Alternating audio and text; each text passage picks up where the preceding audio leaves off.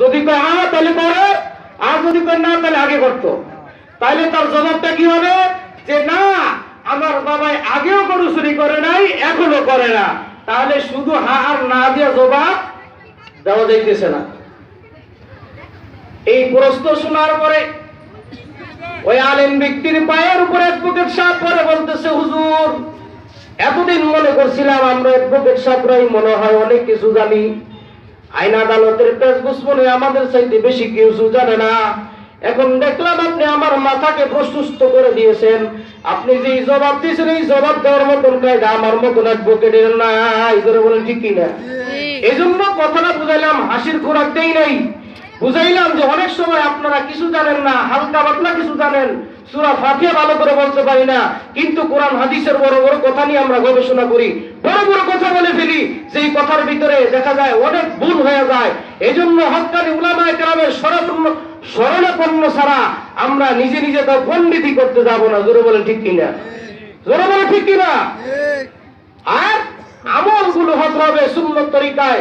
হুব্বে রাসূলের মহব্বত আমাদের অন্তরে থাকতে হবে। সেই মহব্বতটা কেমন হওয়া চাই?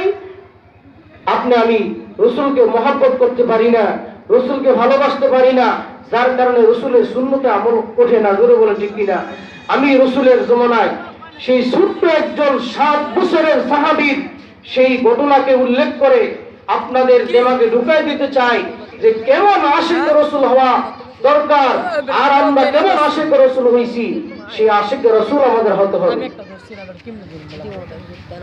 পাকিস্তানের মুফতি আজম মুফতি শফি সাহেব রহমতুল্লাহ আলাইহি এক কিতাবের ভিতরে উল্লেখ করেছেন, হুব্বে রাসূল।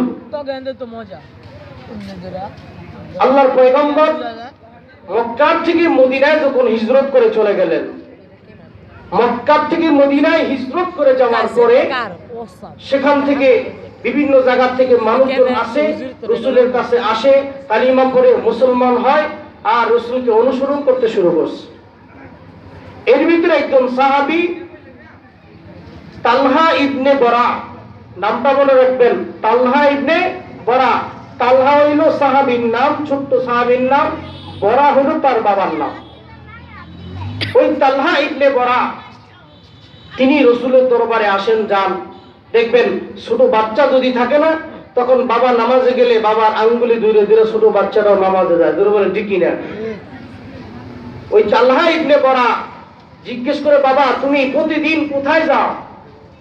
বলে আমি ওই যে মদিনার ভিতরে একজন মানুষ আসছে, যার চেহারা এত সুন্দর, যার আমল এত সুন্দর, যার কাছে আমরা বায়াত হইছি, তার সাহাবী হইছি, তার কাছে আমরা দ্বীন শিক্ষা করি। বলে তাই নাকি বাবা, আমাকে একটু নিবা? ঠিক আছে, তুমি আগামীকাল যাও। তালহা ইবনে বরা তার ছেলেকে নিয়া, তালহাকে নিয়া পরের দিন রাসূলের দরবারে গেছে।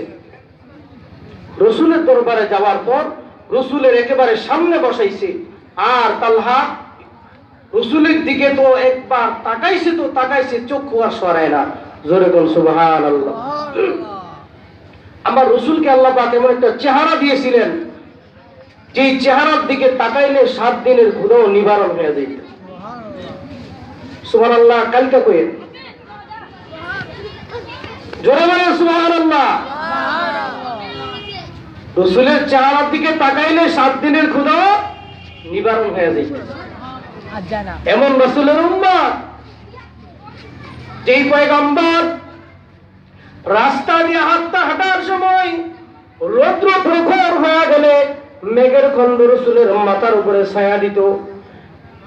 এমনকি রাস্তার গাছগুলো ভিতর থেকে সামনের দিকে আইসা ডালপালাগুলো সামনের দিকে দিয়া আল্লাহর পয়গম্বরকে ছায়া দিত। জোরে বলুন সুবহানাল্লাহ।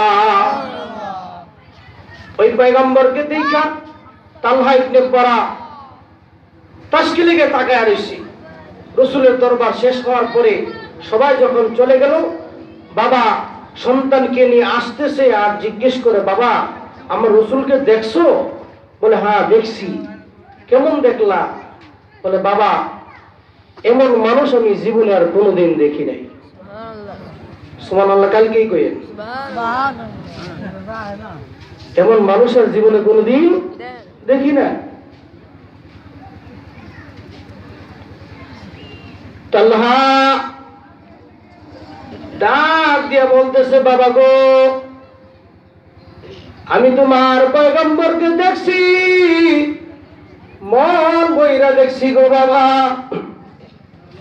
এমন মানুষ আর জীবনে কোনোদিন দেখি নাই, যেই মানুষের চেহারা দিকে তাকাইলে আর চক্ষুটা ফেরত নিতে চাই না, ফেরত নিতে পারি না, এমন দেখা দেখলাম। ও বাবা, তোমার পয়গম্বরের কাছে গিয়ে আমাকে নিয়ে কালিমা পড়ে মুসলমান বানাইবা। তালহা ইবনে বরা বলতেছে, বাবা আমার পয়গম্বর, তুমি তো ছোট্ট মানুষ, তোমাকে কালিমা পড়াইয়া মুসলমান বানাবে কিনা তা তো আমি জানি না। বরা পরের দিন পয়গম্বরের দরবারে যায়, বলে, গো পয়গম্বর, আমার তালহা আপনাকে দেখা এত ভালো লাগছে, এত মহব্বত করছে, নবী গো, আমার তালহা বলতেছে আপনি তাকে মুসলমান বানাইবেন নাকি কালিমা পড়াইবেন নাকি?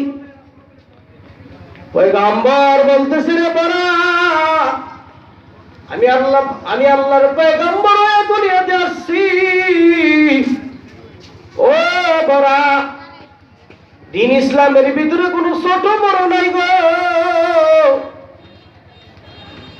যেই দিনের জন্য আমি উহুদের ময়দানে দাম্মাল শহীদ করেছি, যেই দিনের জন্য আমি তায়েফের ময়দানে রক্ত জড়াইছি, এ বাবা, তোমার সন্তানকে নিয়ে আইসো, আমি কালিমা পড়ে মুসলমান বানায় দিব।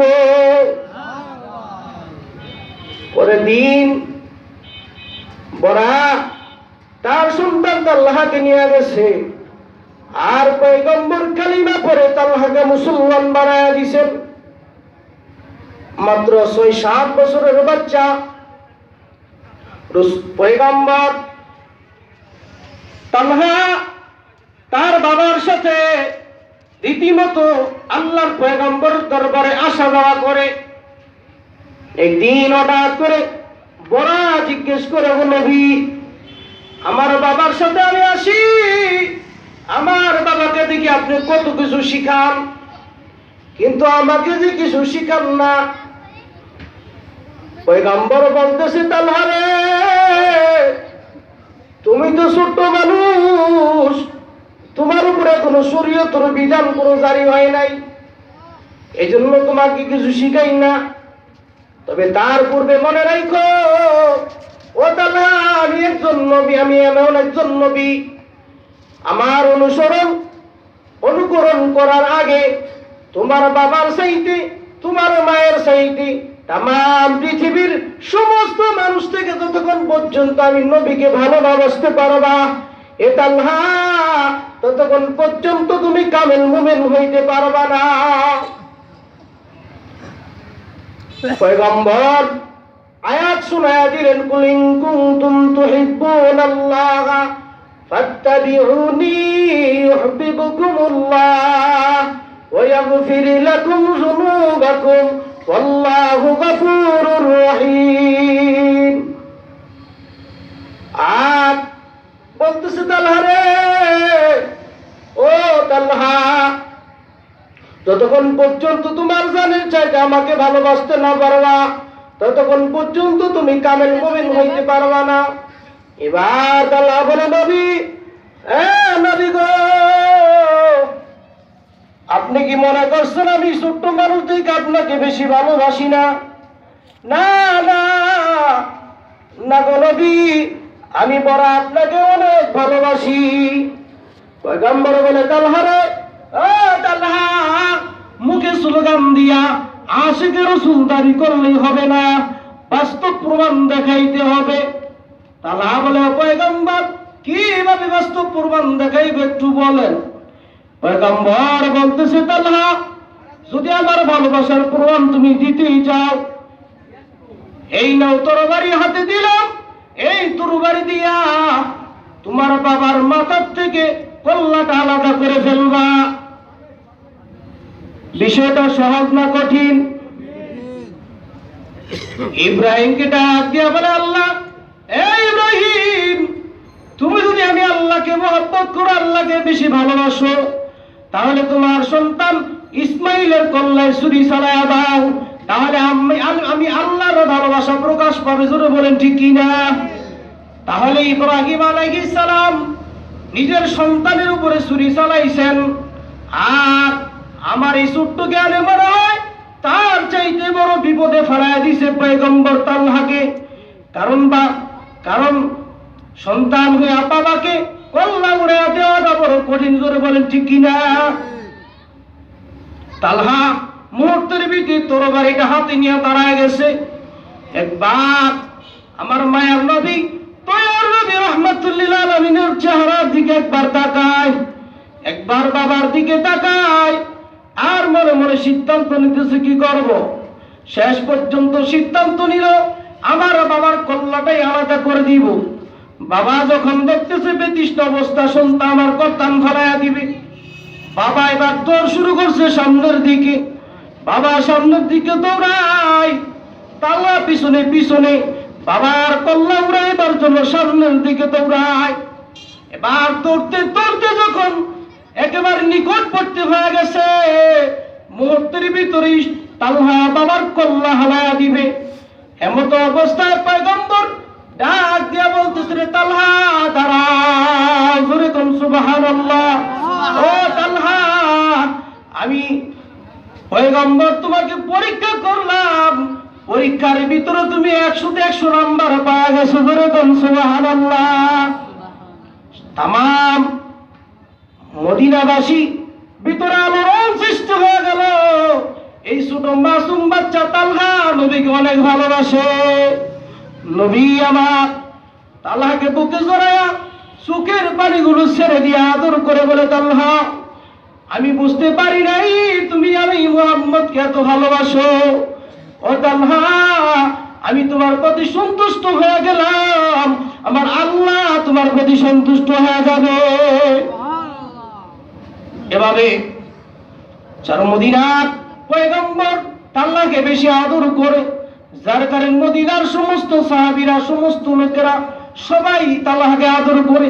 ছোট্ট সাহাবী কিন্তু পয়গম্বরের মহব্বত অনেক বেশি। জোরে বলেন ঠিক কিনা? এবার তালহা একদিন বাড়ির ভিতরে যাওয়ার পরে মাকে ডাইকা বলতেছে গভীর রজনীতে, মা, আমার মা গো, ও মা, আমার শরীরটা বেশি ভালো মনে হইতেছে না গো মা, মনে হয় আজকে রাত্রে আর আমি দুনিয়ায় থাকবো না। কারণ নেককার বান্দা যখন হয়, নেককার বান্দারা দুনিয়ার থেকে যাওয়ার আগে সিগন্যাল পায় কি পায় না? জোরে বলেন, পায় কি পায় না? নেককার বান্দারা কিন্তু মরণের আগে সিগন্যাল পায়। ওই তালহা বলতেছে, মা, মনে হয় আমি আর বেশি দিন বাঁচবো না, আজকে রাত্রেই হয়তো আমি দুনিয়ার থেকে চলে যাব। তবে মা, ভালো করে শুনে রাখো গো মা, আমি মরার আগে তোমার কাছে একটা দরখাস্ত করি। কি দরখাস্ত রে বাবা? বলে, মা, আমি যদি গভীর রজনীতে মারা যাই গো, গভীর রজনীতে যদি আমার মৃত্যু হয়ে যায়, খবরদার খবরদার আমার পয়গম্বরকে কিন্তু জানাইবা না। তোমরা আমাকে গাও গোসল দিয়া বাচ্চার নিচের তলায় দাফন করে দিবা। মা এবার চমকুটা বলতেছে, কেন রে বাবা, কেন? এটা আবার কেমন কথা বললি? আমার পয়গম্বর কি তোকে ভালোবাসে না? বলে, এই জন্যই তো বলতেছি মা। কিভাবে বাবা? খুইলা বলো না, লেহাই কিন্তু আমার মায়ের মন শান্তি হইতেছে না। তালহা এবার বলে, মা, ও প্রাণের মা গো, আমার বাড়ি থেকে পয়গম্বরের বাড়ি 3 কিলোমিটার দূরত্ব রাস্তা, মাঝখানে 1 কিলোমিটার পর্যন্ত ইহুদি খ্রিস্টান বেঈমানের বাড়ি। ও মা, আমি যদি গভীর রজনীতে মারা যাই গো, পয়গম্বরের কানে যখন আমার সুসংবাদটা চলে যাবে, আমার পয়গম্বর পাগলের বেশে ছুটে চলে আসবে। আর গভীর রজনীতে যখন আমি আসবো গো মা, আমার পয়গম্বর যখন আসবে, ওই রাস্তায় 1 কিলোমিটার ইহুদি খ্রিস্টান বেঈমানের বাড়ি, রাতের একা অন্ধকারে পাইয়া হতে পারে আমার পয়গম্বরকে তারা আক্রমণ করবে, আমার পয়গম্বরকে তারা মারধর করবে গো মা। আর মা, আমাকে দেখতে এসে যদি আমার পয়গম্বর যদি রাস্তার ভিতরে কোনো অ্যাক্সিডেন্ট হয়ে যায়, কিয়ামতের ময়দানে আল্লাহর বিচারের রাত কাঠগড়ার ভিতরে আমি তাল্লাহ কি জবাব দিব? জোরে কোন সুবহানাল্লাহ। ইতিমধ্যেই বলতে না বলতেই তালহা দুনিয়ার থেকে বিদায় হয়ে গেল। ইন্না লিল্লাহি ওয়া ইন্না ইলাইহি রাজিউন। তালহা বলতে না বলতেই বিদায় হয়ে গেল। তালহার বাবা বড়া উপস্থিত মানুষদেরকে নিয়ে গাও গোসল দিয়া তার জানাজা পড়ায়া মাটির নিচে দাফন করে দিলেন। ইতিমধ্যেই বেলাল মসজিদে নববী থেকে আযান শুরু করে দিল, আসসালাতু খায়রুম মিনান নাওম। বলার পরেই দাফন কাফনের কাজ সম্পন্ন হয়ে গেল। বড়া এবার মসজিদে নববীর থেকে ফজরের নামাজ আদায় করতে চলে গেল। নামাজ শেষ হয়ে গেল, সকল সাহাবীরা চলে গেল। তালহা মনটা খারাপ করে বসে আছে। পয়গম্বর প্রতিদিন নামাজ শেষ হয়ে গেলে তালহার সাথে হাসি মজা করে। এবার বড়ার দিকে তাকায় বলতেছে, বড়া ব্যাপার কি? মনটা খারাপ কেন? আমার তালহা কই? প্রতিদিন ফজরের নামাজের ভিতরে আমার তালহাকে নিয়ে হাজির হওয়া, আমার তালহা কই? তালহার নাম উচ্চারণ করার সাথে সাথেই বাবা হাউমাউ করে কান্না শুরু করে দিয়েছে। আর বলতেছে, নবী গো, ও নবী, আপনার তালহা তো আর দুনিয়ায় নাই। আপনার তালহার দাফনের কাজ শেষ করে আপনার নিকটে আসছি গো নবী। বলে ব্যাপার কি? তালহা নাই মানে? বলে তালহা কত রাত দুনিয়ার থেকে বিদায় হয়ে গেছে। পয়গম্বর বলে, বড়া তালহা মরে গেল মাঠে দিয়ে দিয়ে আমি কি অপরাধ করলাম? আমি কি অপরাধ করছি রে বড়া? আমার জানাজা ছাড়া আমার দেখা ছাড়া তালহাকে মাটি দিলি। এবার হাম্মা করে কান্না করে বড় বলতেছে, ও পয়গম্বর, তালহাই তো মরার সময় নিষেধ করে গেছে। কোনদিন বুঝি নাই, আমি বাবা হয়ে বুঝি নাই আমার তালহা আপনি পয়গম্বরকে তো মহব্বত করে। কেন রে, কেন তালহা আমাকে নিষেধ করলো? ও পয়গম্বর, আমার বাড়ি থেকে আপনার বাড়ি 3 কিলোমিটার দূরে, মাঝখানে যদি খ্রিস্টান বেঈমানের বাড়িঘর। গভীর রজনীতে আমার তালহার মৃত্যুর সংবাদ শুনে আপনি পাগলের মতো ছুটে যাবেন গো নবী। আর প্রতিমধ্যে ইহুদি খ্রিস্টান বেঈমানেরা যদি আপনাকে প্রহার করে আঘাত করে দুনিয়ার থেকে চিরবিদায় করে দেয়, কিয়ামতের ময়দানে আল্লাহর আদালতে আমার তালহা কি জবাব দিবে? এই জন্য আপনাকে নিষেধ করছে। আশিকার মিল্লাত মাযহাব জুদাস, আশিকারা মিল্লাত মাযহাব খুদাস, আশিকারা রোজে মাহশর বা কিয়ামত কারনিস, আশিকারা রোজ তামাশা এ জামালে ইয়ারনিস।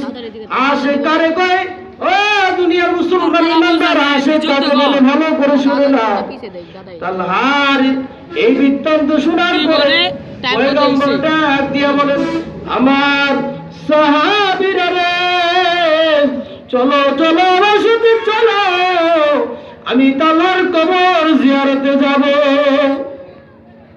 পয়গম্বর সাহাবায়ে কিরামদেরকে নিয়ে তালহার কবর জিয়ারতের কাছে চলে গেলেন। কবরের কাছে যায় পয়গম্বর দুচোখের পানিগুলো মুছে আর রব্বে কারিমের দরবারে হাত উঠায়া বলে, ও আল্লাহ, ও আমার প্রাণের প্রভু, প্রভু গো, এই কবরওয়ালা আমি পয়গম্বরকে যে কত ভালোবাসতো, এই মুহূর্তে আমার নবুয়তের চক্ষুগুলি খুইলা দাও, আমার তালহার কবরে কি অবস্থা আছে আমাকে একটু দেখায়া দাও। পয়গম্বর বলতেছে আর কান্না করতেছে, ইতিমধ্যেই পয়গম্বরের মুখের ভিতর হঠাৎ করে হাসি ফুটে উঠছে। সাহাবায়ে কেরাম জিজ্ঞেস করে, পয়গম্বর এত কান্নাকাটি করতেছেন, আবার হাসতেছেন কেন? পয়গম্বর বলে, আমার সাহাবায়ে কেরাম ভালো করে শুনো গো, এই কবরওয়ালা এত দামি, এত দামি, এই কবরওয়ালার মতো মানুষ হয় না। এই কবরওয়ালায় আল্লাহ পাক রব্বুল আলামিনের কুদরতের সঙ্গে হাসতেছে। জোরে বলুন সুবহানাল্লাহ।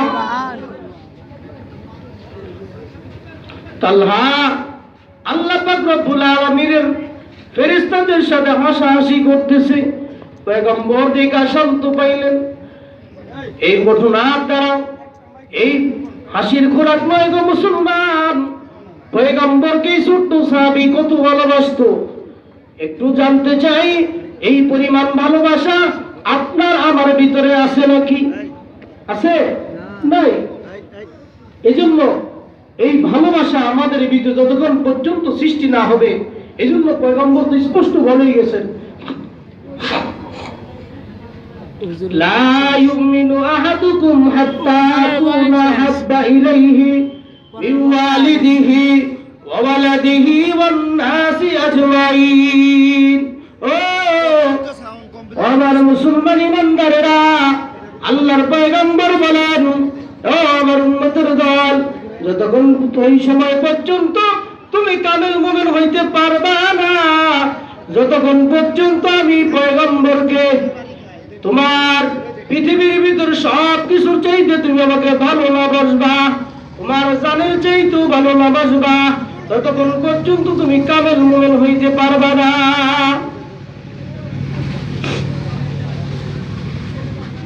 তো আমাদের কামেল মুমিন হওয়ার দরকার আছে না? রায় রসুলের সুন্নত তরিকা ভেতরে থাইকা না বাদ দিয়া, রসুলের সুন্নতের উপরে থাইকা আমাদের এই আমলগুলো করতে হবে। পিছনের সব কিছুর জন্য আল্লাহর আদালতে তওবা করতে হবে। আল্লাহ পাকের কাছে যদি তওবা করতে পারি, আল্লাহ পাক আমাদেরকে মাফ করে দিবেন। আত-তাইবু মিনাজ যামবি কামাল্লা যামবালা।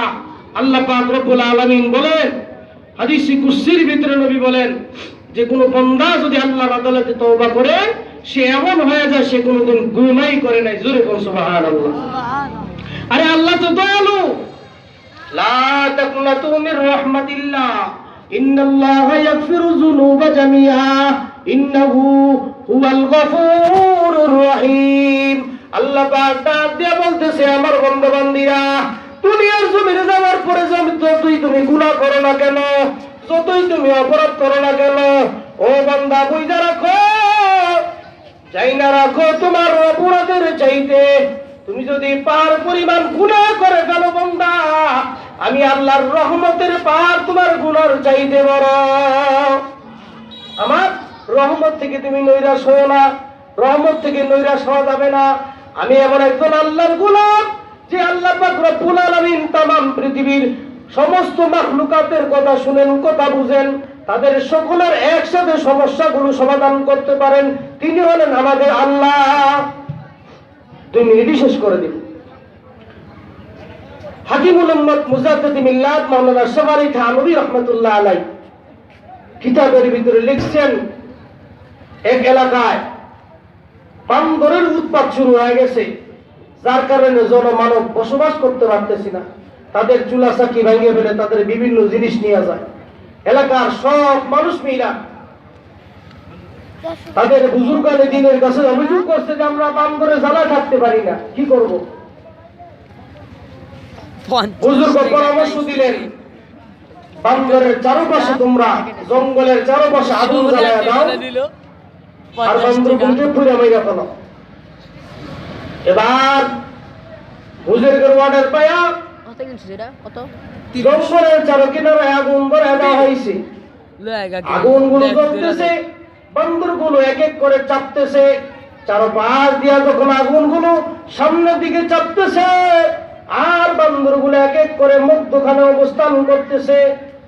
আগুনের শিখা যখন মধ্যখান পর্যন্ত আসতেছে, বান্দরগুলার ভিতরে যে সমস্ত সর্দার বান্দরগুলো আছে, যখন দেখতেছে আমাদের কোনো উপায় নাই, চারপাশে আগুন আর আগুন। ইতিমধ্যে আমাদের পুরে সরকার হয়ে যাইতে হবে।